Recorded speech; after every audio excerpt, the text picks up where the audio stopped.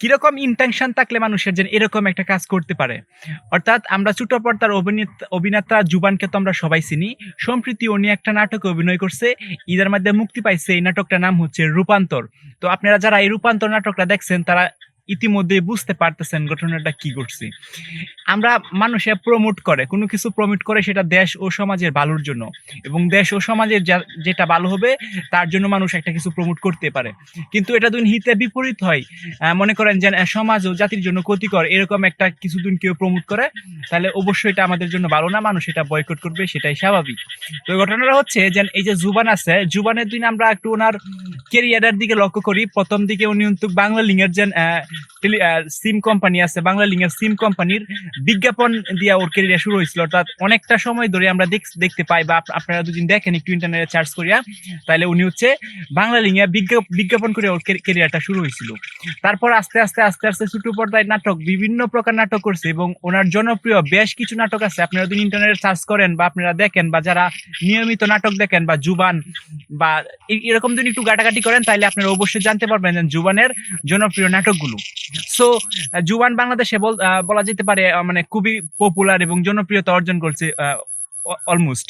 So এখন সম্প্রতি এই যে নাটকটা যেন উনি তৈরি করছে যেন 'রূপান্তর', সেটা হচ্ছে জুবান থেকে জুবানা। অর্থাৎ আপনারা যদি নাটকটা, আমি এক্সপ্লোর করতে চাচ্ছি না, আপনারা যদি নাটকটা দেখেন তাইলে আপনারা ভালো বুঝতে পারবেন এই নাটকটার মধ্যে কি বোঝানো হয়েছে বা কি হয়েছে।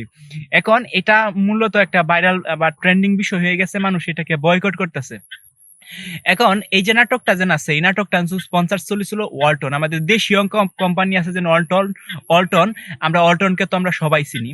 তো ওয়ালটনের স্বনাম ধন্য একটা কোম্পানি বাংলাদেশের। সো অনেক আগে থেকে ওয়ালটন ছিল আমাদের মাঝে, আছে এবং ভবিষ্যতেও হয়তো থাকবে। কিন্তু এটার একটা এই যে নাটকটা করার পর একটা এখন মানুষের মুখে রটে গেছে যে ওয়ালটনের মতন কোম্পানি এরকম একটা কাজ কিভাবে করতে পারে। সো এরকম যে এই নাটকটার স্পন্সরশিপ ছিল ওয়ালটনে হচ্ছে পরবর্তীতে এই নাটকটা ভাইরাল হওয়ার পর, মানুষে বয়কট করার পর, ওয়ালটনে যদিও অস্বীকার করতেছে যে এই নাটকের সাথে আমরা কোনোভাবে ইনভলভ ছিলাম না। ওনারা অফিসিয়াল ওয়েবসাইট বা অফিসিয়াল ফেসবুক গ্রুপ, অর্থাৎ ওয়ালটনের যে মিডিয়াগুলো আছে, ওনারা যা ঊর্ধ্বতন কর্মকর্তা আছে বা ওয়ালটনের যে ম্যানেজমেন্ট আছে, তারা ডিরেক্টলি বলে দিচ্ছে, অর্থাৎ একটা প্রেস বিজ্ঞপ্তি করছে বা সামহাও এইভাবে বলছে যে এই রূপান্তর নাটকের সাথে ওরা কোনোভাবে ইনভলভ না। যদিও ইনভলভ থাকে তাহলে ক্ষমার দৃষ্টিতে সবাই দেখার জন্য বলছে, এবং সবাই ক্ষমা করার জন্য বলছে। দেশ ও জাতির ভালোর জন্য পরবর্তীতে ওরা কাজ করবে, এবং এই ধরনের কাজ যেহেতু হয়ে গেছে, এটা তর্জন্ত করবে, এবং তর্জন্ত করার পর এটা একটা স্টেপ নিবে, লিগ্যাল একটা স্টেপ নিয়ে এই ধরনের কাজ যাতে পুনরাবৃত্তি না হয়, অর্থাৎ পরবর্তীতে আরো না হয়, সেই দিকে তারা নজর রাখবে। সো ওয়ালটন দেশের মধ্যে এটা ক্ষমা চাইছে, এবং ওয়ালটনের কাছ থেকে কিন্তু এটা কখনোই আশা করা যায় না। এবং নট অনলি শুধু ওয়ালটন, জনপ্রিয় ছোটনাট্যার অভিনেত্রী আছে জুবানকে তো আমরা সবাই পছন্দ করি। ওর জনপ্রিয় অনেক নাটক আছে যেগুলা আমিও প্রায় এই নাটক দেখি জুবানের। সো জুবানে যেন এরকম একটা কর্মকাণ্ড করবে বা এরকম একটা নাটকে ইনভলভ হয়ে যাবে শুধুমাত্র টাকার জন্য, সেটা কখনোই এক্সপেক্টেড না মানুষের কাছ থেকে।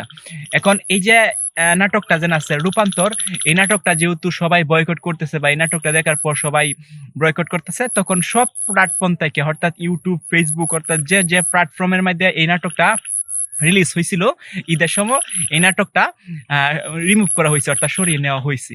সো সে দিক থেকে যদি আমরা একটু চিন্তা করে দেখি, তাহলে আমরা হলো মুসলিম আমরা আমাদের ধর্মীয় যে সংস্কৃতি আছে বা কালচার আছে, সেগুলো আমরা মেনে চলার চেষ্টা করব।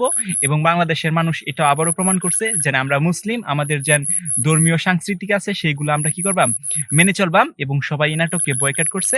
এজ এ রিজাল্ট এই নাটকটাকে ওই যে নাটকের যারা রুচিয়তা আছে বা নাটকের কর্তৃপক্ষ যারা আছে, তারা বাধ্য হয়েছে সব প্ল্যাটফর্ম থেকে এই নাটকটাকে সরিয়ে দেওয়ার জন্য, হুইচ ইজ গুড থিং।